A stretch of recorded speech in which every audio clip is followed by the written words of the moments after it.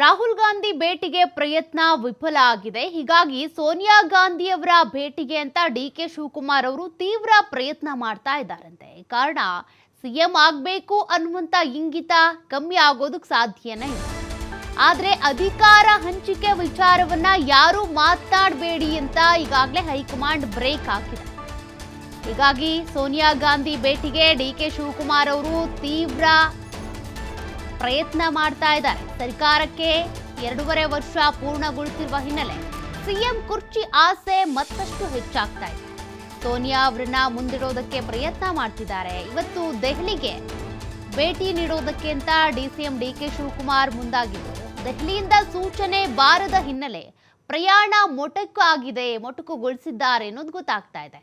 ಸೋನಿಯಾ ಮೂಲಕ ತಮ್ಮ ಬೇಡಿಕೆಯನ್ನು ಈಡೇರಿಸಿಕೊಳ್ಳೋದಕ್ಕೆ ಪ್ಲಾನ್ ಮಾಡಿದಂತೆ ಕಾಣಿಸ್ತಾ ಇದೆ ಡಿಸಿಎಂ ಡಿ.ಕೆ. ಶಿವಕುಮಾರ್ ಅವರು.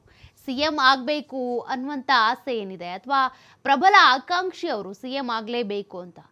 ಹೀಗಾಗಿ ಸೋನಿಯಾ ಗಾಂಧಿ ಅವರ ಮೂಲಕ ಒತ್ತಡ ತರೋದಕ್ಕೆ ಅಂತ ಪ್ರಯತ್ನ ಮಾಡಬೇಕು ಅಂದ್ಕೊಂಡಿದ್ರು. ಆದರೆ ಹೈಕಮಾಂಡ್ ಕಡೆಯಿಂದ ಯಾವುದೇ ರಿಪ್ಲೈ ಬಂದಿಲ್ಲ, ಏನೂ ಸ್ಪಂದನೆ ಸಿಕ್ಕಿಲ್ಲ. 3 ದಿನ ಕಾದ್ರೂ ಕೂಡ ರಾಹುಲ್ ಭೇಟಿಯಾಗದೆ ವಾಪಸ್ ಆಗಿದ್ರು ಇತ್ತೀಚೆಗೆ ಡಿ.ಕೆ. ಶಿವಕುಮಾರ್ ಅವರು.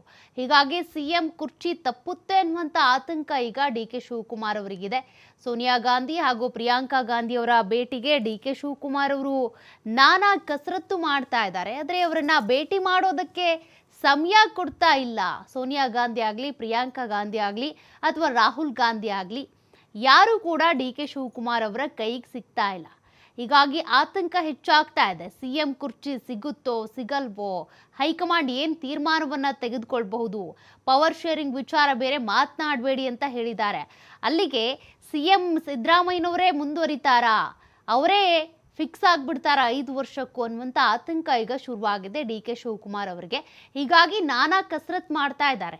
ವರಿಷ್ಠರನ್ನ ಭೇಟಿ ಆಗಬೇಕು, ಮಾತನಾಡಬೇಕು, ಏನು ಕತೆ, ಮುಂದಿನ ನಿರ್ಧಾರ ಏನು ಅದ್ರ ಬಗ್ಗೆ ಕೇಳಬೇಕು ಅಂತ. ಬಟ್ ಯಾರ ಭೇಟಿಗೂ ಕೂಡ ಅಲ್ಲಿ ಸಮಯಾವಕಾಶ ಸಿಗ್ತಾ ಇಲ್ಲ. ಡಿಸಿಎಂ ಡಿ.ಕೆ. ಶಿವಕುಮಾರ್ ಅವರು ದೆಹಲಿಗೆ ಹೋಗಬೇಕು ಅಂದ್ಕೊಂಡಿದ್ರು.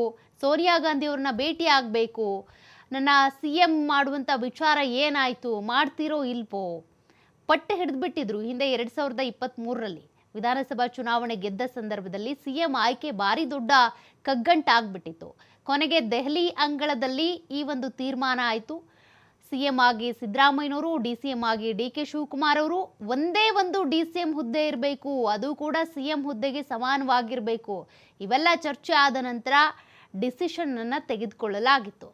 ಡಿಸಿಎಂ ಡಿ.ಕೆ. ಶಿವಕುಮಾರ್ ಒಪ್ಕೊಂಡಿದ್ರು.